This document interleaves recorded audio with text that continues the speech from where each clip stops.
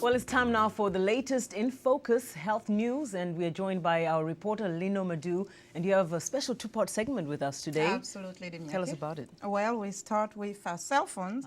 The World Health Organization now says radiation from cell phones may cause cancer.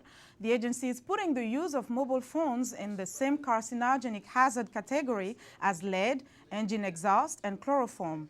Previously, the WHO reported that no adverse health effects had been established on the use of cell phones, but a team of 31 scientists from 14 countries made the decision after a peer-reviewed study on mobile phones. The team found enough evidence to categorize cell phone radiation as possibly carcinogenic to humans. Christopher Wild, the director of the International Agency for Research on Cancer, explains.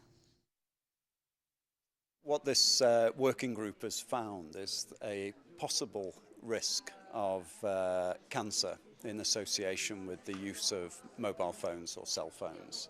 And that was derived by looking at the whole data set of whether there's an association with cancer in humans, what are the animal experimental data, and whether there are any plausible mechanisms.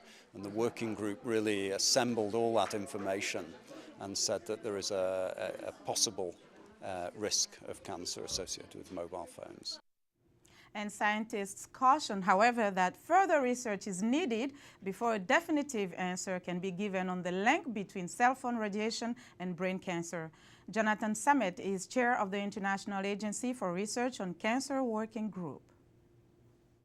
Yeah, so several of the epidemiological studies looked pretty closely at this question. It seems logical that if cell phones were to contribute to the causation of cancer, the tumor would be more likely to be on the side where people use the phone. And there's some indication that that is in fact the case. Here, fortunately, the evidence says only possibly, and I think it's an indication that we need to continue to watch and track what is happening with brain tumors and do studies that will inform us as to whether there is a potential causal link.